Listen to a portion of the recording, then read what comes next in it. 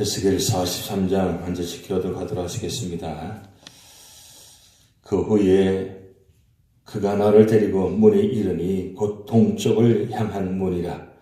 이스라엘 하나님의 영광이 동쪽에서부터 오는데 하나님의 음성이 많은 물소리 같고 땅은 그 영광으로 말미암아 빛나니 그 모양이 내가 본 환상 곧 전에 성읍을 멸하러 올 때 보던 환상 같고 그발 강가에서 보던 환상과도 같기로 내가 곧 얼굴을 땅에 대고 엎드렸더니 여호와의 영광이 동문을 통하여 성전으로 들어가고 영이 나를 데리고 안뜰에 들어가시기로 내가 보니 여호와의 영광이 성전에 가득하더라. 성전에서 내게 하는 말을 내가 듣고 있을 때에 어떤 사람이 내 곁에 서 있더라.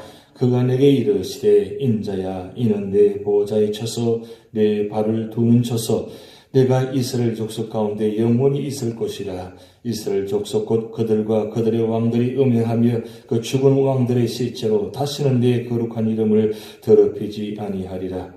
그들이 그 문지방을 내 문지방 곁에 두며 그 문설주를 내 문설주 곁에 두어서 그들과 나 사이에 겨우 한 담이 막히게 하였고 또 그 행하는 가증한 일로 내 거룩한 이름을 더럽혔으므로 내가 노하여 멸망시켰거니와 이제는 그들이 그 음란과 그 왕들의 시체를 내게서 멀리 제거하여 버려야 할 것이라. 그리하면 내가 그들 가운데 영원히 살리라. 인자야 너는 이 성전을 이스라엘 족속에게 보여서 그들이 자기의 죄악을 부끄러워하고 그 형상을 청량하게 하라.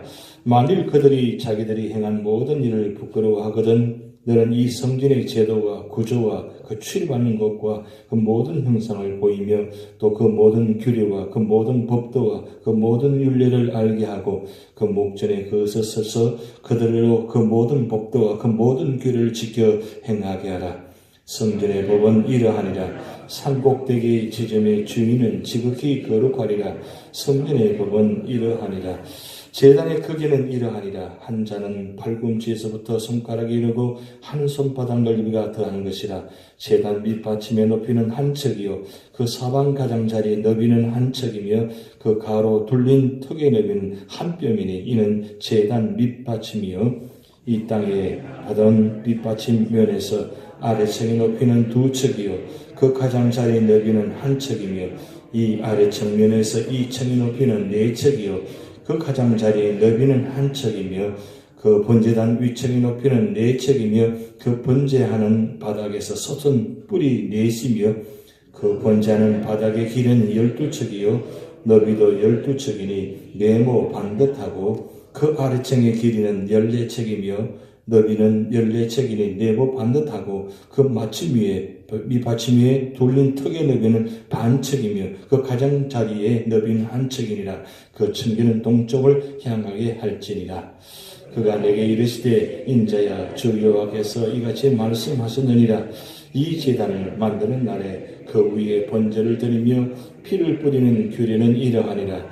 주 여호와의 말씀이니라. 나를 가까이하여 내게 수령들은 사독의 자손 레위 사람 제사장에 너는 어린 수송아지 한 마리를 주로 속죄 제물을 삼되 내가 그 피를 가져다가 제단의 네 뿔과 아래층 네 모퉁이와 사방 가장자리에 발라 속죄하여 제단을 정결하게 하고 그 속죄 제물을 수송아지를 가져다가 성전에 정한 젖으로 곧 성소 밖에서 불사를 지며 다음 날에는 흠없는 순면소 한 마리를 속죄제물로 삼아 드려서 그 제단을 정결하기를 수송아지를 정결하게 함과 같이 하고 정결하게 하기를 마친 후에는 흠없는 수송아지 한 마리와 때 가운데에서 흠없는 순양 한 마리를 드리되 나 여호와 앞에 받들어다가 제사장은 그 위에 소금을 쳐서 나 여호와께 번제로 드릴 것이며 7일 동안은 매일 염소 한 마리를 갖추어 속죄제물을 삼고 또 어린 수송아지 한 마리와 때 가운데에서 순양 한 마리를 흠없는 것으로 갖출 것이며 이같이 7일 동안 제단을 위하여 속죄제를 드려 정결하게 하며 드릴 것이요 합독하시겠습니다. 이 모든 날이 찬 후 제8일과 그 다음에는 제사장이 제단 위에서 너희 번제와 감사제를 드릴 것이라. 그리하면 내가 너희를 즐겁게 받으리라. 주 여호와의 말씀이니라. 아멘. 이제 43장은 42장까지 성전의 모든 그림이 완성되어지고 이제 43장에 하나님의 영광이 동쪽문을 향해서 들어가는 장면이 나타납니다. 여러분 제단 그 성전 평면들을 보면 동쪽이 있고 북쪽이 있고 남쪽이 있습니다. 문이 3개가 있습니다.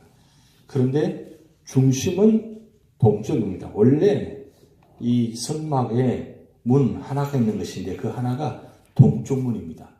북쪽과 남쪽문이 없었습니다. 그런데 이 에스겔 이 환상의 이 성전은 동쪽과 북쪽과 남쪽 3문이 있는데 이 3문이 있다는 뜻은 어떤 뜻을 말씀드렸죠? 모든 사람들이 들어와서 예배드리는 곳이다. 그런 의미로 문을 3개 문을 만들었습니다. 그래서 이 3문은 다른 영적인 해석은 성부, 성자, 성령 3위 하나님의 문이 통해서 들어가셨다.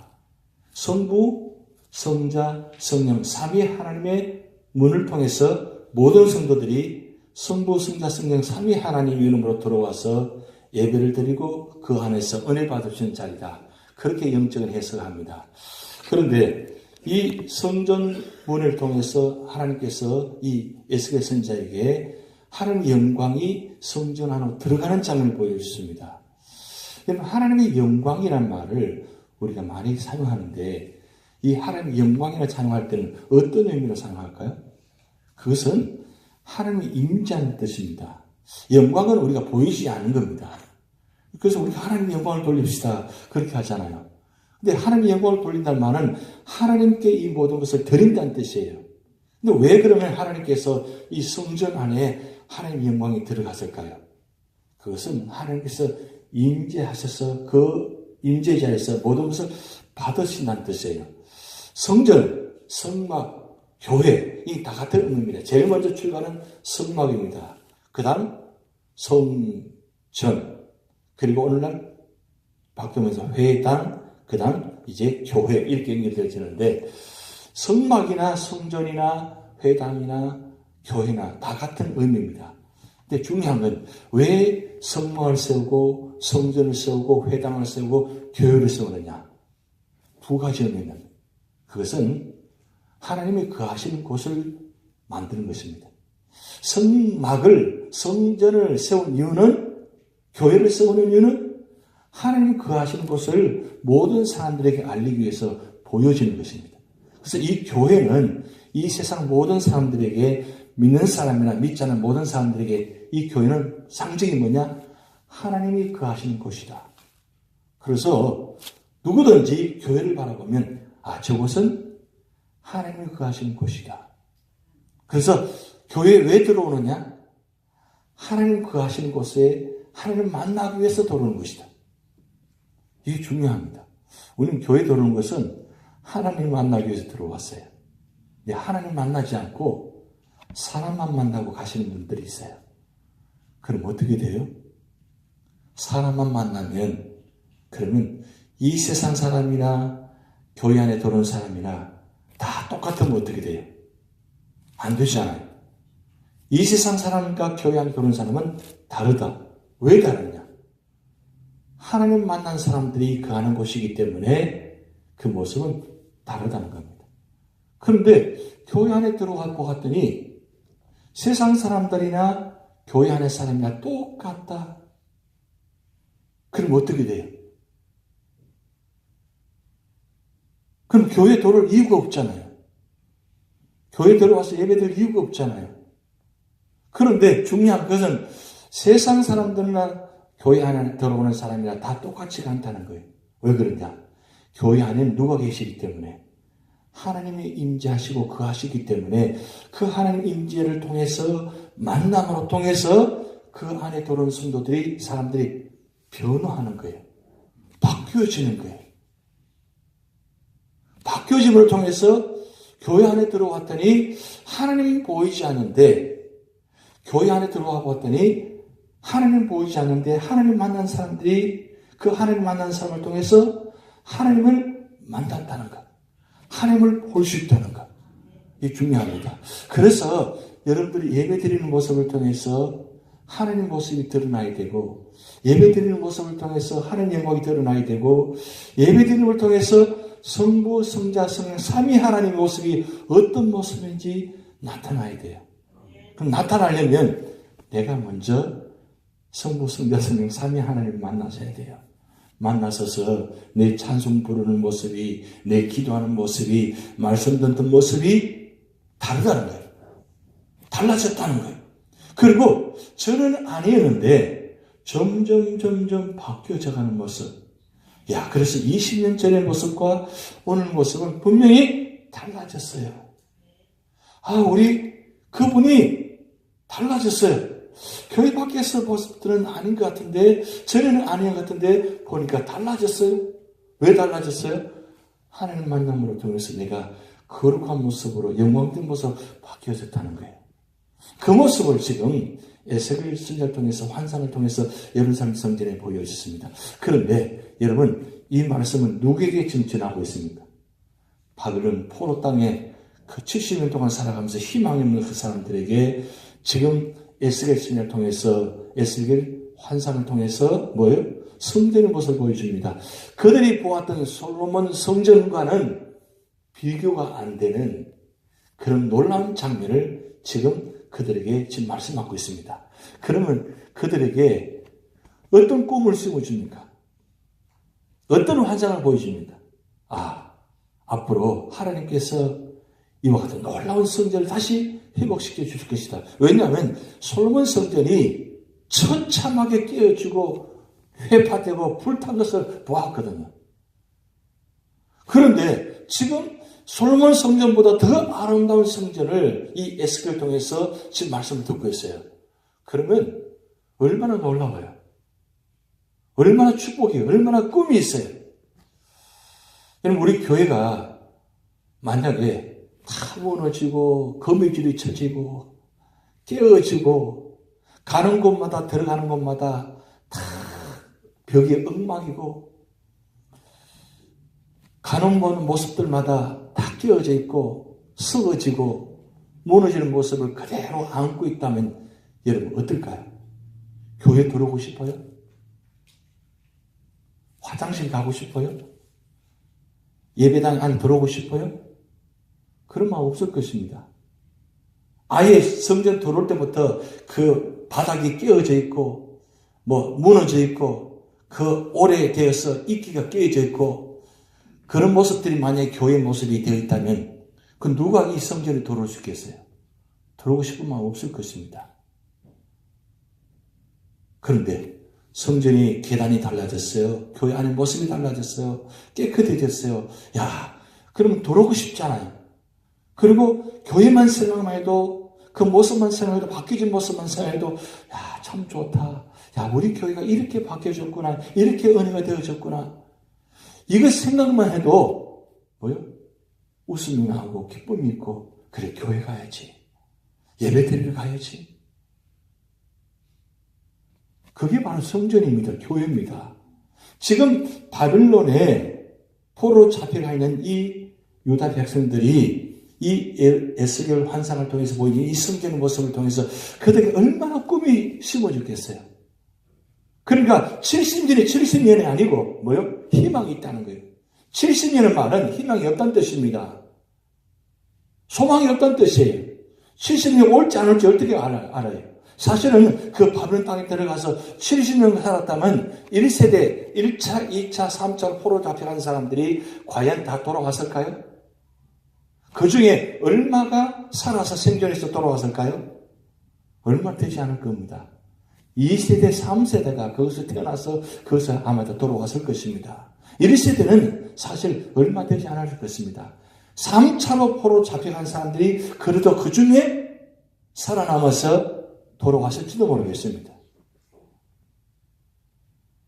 그러면 이 성전은 그들에게는 어떤 희망입니까?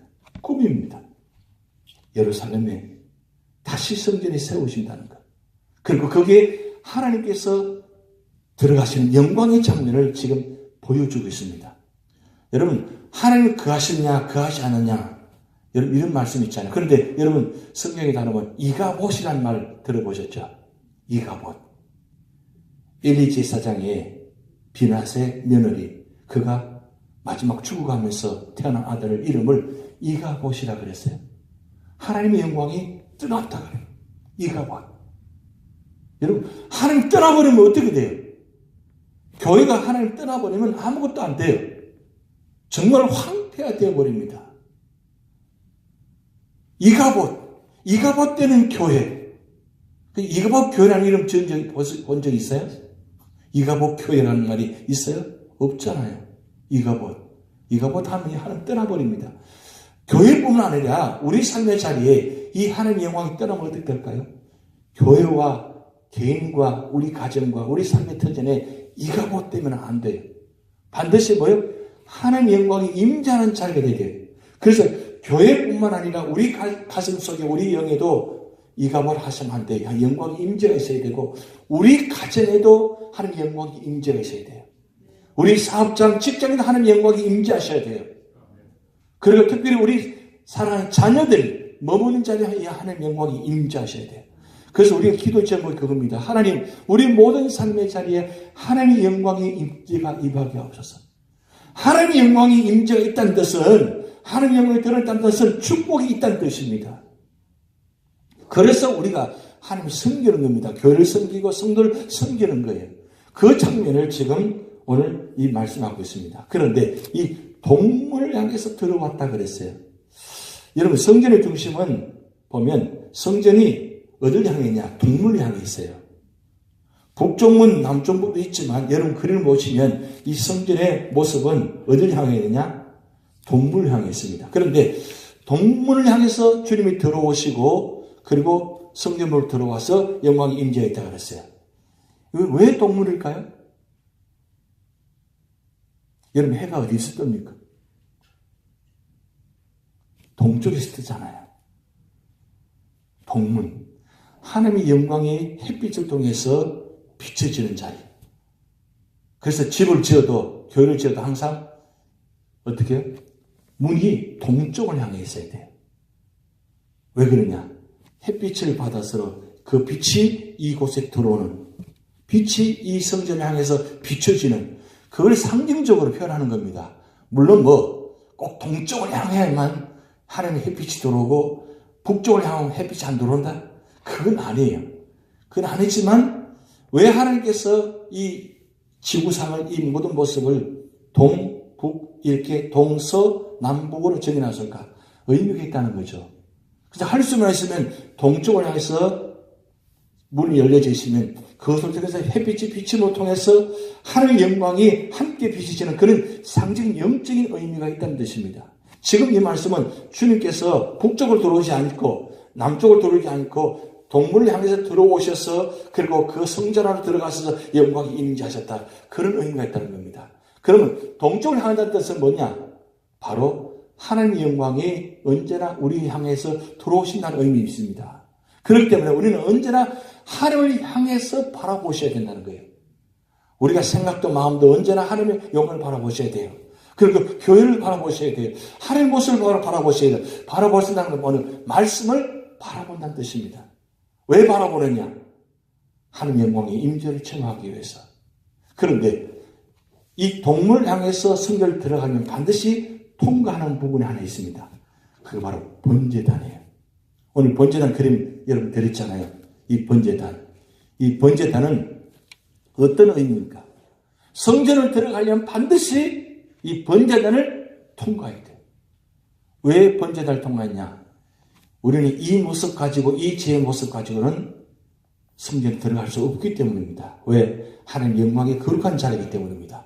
그래서 이 번제단은 통과해야 되는데 이 번제단의 모습을 여러분 기록해 놨는데 여러분 그림 보시면 밑받침이 있고 그 다음 1층, 2층, 3층 이렇게 구조가 되어 있습니다. 밑받침 1층이고 그 다음 2층 그 다음에 4층 이렇게 구성되어 있습니다. 그 번제단 구성이. 그렇게 한마디로 말하면 4층으로 번제단이 구성됐다는 뜻입니다. 그런데 이 4층으로 구성되어 있는데 번제단 모양이 정방형이라고 그랬어요. 사면으로 구성되었습니다. 그럼 여러분, 우리가 이 성전 구성을 보면 전체가 어떻게 해요? 정방형입니다. 어제 제가 말씀드렸습니다. 왜 정방형이냐? 왜 사면이냐? 모든 사람, 동서남북 모든 사람을 대상이 되어진다. 그래서 이 성막 전체는 정방형인데 번제단도 정방형으로 구성되어 있습니다. 그래서 이 번제단이 여러분 구성을 보면 딱 정중앙에 있어요. 여러분 보이십니까? 두 번째 페이지에 보면 제가 전해드리던 그 페이지 두 번째 페이지에 보면 전체 그림 중에 이 번제단이 딱 정중앙에 있습니다. 그렇게 보이죠? 여러분 지금 그 유인본을 갖고 계신지 모르겠습니다만 그 전체 그림을 보시면 이 번제단이 정중앙에 있습니다. 크게는 정사면 이 성막 전체 그림 모습이고 그리고 중앙에 있는 번제단도 똑같이 정방형으로 사면으로 구성됐다는 뜻이에요. 축소형입니다. 큰 성막의 축소형이 번제단입니다. 왜 중앙에 있냐? 모통이 있을 수 있잖아요. 그렇지 않고 정중앙에 있는 것은 바로 하나님을 만나려면 반드시 중심으로 들어와야 된다. 하나님 중심으로 들어와야 된다. 그리고 이 정방형의 이 번제단을 통해 가지고 하나님께 들을 때 모든 사람이 이 번제단을 통해서 죄 사함을 받을 수 있다. 그런 의미를 가지고 증거했습니다. 그런데 그럼 왜 4층이냐? 왜 4면이냐? 이 4라는 숫자는 사람의 숫자예요. 사람의 숫자. 그런데 밑받침 위에 1층, 2층, 3층은 3개입니다. 이 3층에 3이라는 숫자는 하나님의 숫자예요. 그러면 이 번제다는 의미는 사람과 하나님이 만나는 지점이 되면 3, 40이 완전한 숫자 10입니다. 그래서 유대인들은 이 12 숫자를 완전 숫자라고 이야기합니다. 그래서 이 완전한 숫자를 이야기해서 구약은 12지파, 신약은 12사도. 왜 10이라는 숫자는 완전한 숫자, 하나님과 사람이 만나서 완전하게 성취가 이루어지는 응답받는 자리. 그 자리가 언제 자리냐? 바로 번제단이라는 거예요. 그런데 이 번제단은 여러분 말씀드렸듯이 피를 바르고 뿌렸습니다. 피를 바르고 뿌렸습니다. 그리고 동물 보면 수송아지, 순양, 이런 염소, 이런 쭉 말씀을 기록해 놓았어요. 7일 동안 드리는 장면이 나타납니다. 속죄제물입니다. 이 속죄제물은 하나님과 우리 관계 속에서 죄의 문제를 해결하기 위해서 속죄제사 드리는 겁니다. 속건제물은 나와 이웃과의 관계의 문제에 대해서 제사를 드리는 제사입니다. 그런데 오늘 본 말씀은 속죄제사에 이야기하고 있습니다. 왜 속죄제사를 이야기하느냐? 하나님을 만나려면 성전에 들려가면 반드시 무슨 제사를 드린다고요? 속죄제사를 드린다. 하나님과 나의 관계 문제를 해결하기 위해서는 반드시 피 흘림이 있어야 된다. 그래서 피를 흘리고 뿌리고 바르는 겁니다. 피는 무슨 뜻입니까? 생명입니다. 그런데 이 피는 대속의 피입니다. 지은 사람이 사실은 잡혀서 죽어서 피를 흘려야 되는데 그러지 않고 동물을 잡아서 피를 흘리는 것은 대속의 피입니다. 근데 이 대속의 피가 구약시대 때는 동물을 잡아뒀지만 신약을 통해서 우리에게 말씀하신 것은 예수 그리스도께서 대속의 피, 제속에 대해서 있어서 그래서 인류의 모든 죄의 문제를 주님께서 대속의 제물이 되셔서 피를 흘리심으로 주님을 영광스럽게 성전에 들어가게 하셨다는 겁니다. 그렇기 때문에 오늘 여러분 이 제단에 들어온 것은 누구의 피를 통해서 들어왔어요? 주님의 보혈의 피를 말미암아 들어왔습니다. 그렇기 때문에 이 번제단을 통과하지 않으면 주님의 피를 통과하지 않으면 하나님 만날 수가 없어요. 그만큼 하나님 만나기가 쉽지 않다는 겁니다. 반드시 희생이 따라되고 피 흘림이 있어야 돼요. 오늘날 우리가 하나님 만나기 위해서 과연 그런 마음으로 정말 예배를 드리느냐 성전을 들어오느냐 우리 마음의 자세가 그와 같아야 된다는 거죠. 왜 그러면 이 43장을 더 말씀하고 있습니까? 성전을 다 짓고 난 후에 다 그림을 완성하고 난 후에 이 번제단의 출발입니다. 오늘날 우리가 삶의 자리에 언제나 번제단은 우리 삶의 자리에 있습니다. 어디에 있어야 돼요? 번제단은 멀리 있는 것이 아니라 내 가슴 속에 번제단이 있어야 돼요. 언제나 피 흘리는 심정으로. 그래서 성령의 역사를 통해서 우리가 우리 모든 죄들이 다 사함받고 성령 충만하여서 그리고 주님을 만나는 자리. 그래서 영광스러운 성전에서 영광의 주님을 만날 말마마 우리 삶의 자리가 이 영광의 은혜를 받아서 우리가 가는 곳마다 주님의 영광이 드러나고 나타나는 자리. 그럴 때에 하나님 구원의 역사가 나타납니다. 오늘 또 여러분 삶의 자리에 이 영광스러운 주님의 역사가 나타날 줄 믿습니다. 다 같이 기도하시겠습니다. 하늘에 계신 우리 아버지, 이름이 거룩히 여김을 받으시오며 나라의 마옵시며 뜻이 하늘에서 이룬 것 같이 땅에서 이루어지이다. 오늘날 우리에게 일용할 양식을 주옵시고 우리가 우리에게 죄진자를 사하여 준 것 같이 우리 죄를 사하여 주옵시고 우리를 시험에 들게 하지 마옵시고 다만 악에서 구하옵소서. 대개 나라와 권세와 영광이 아버지께 영원히 이사옵나이다.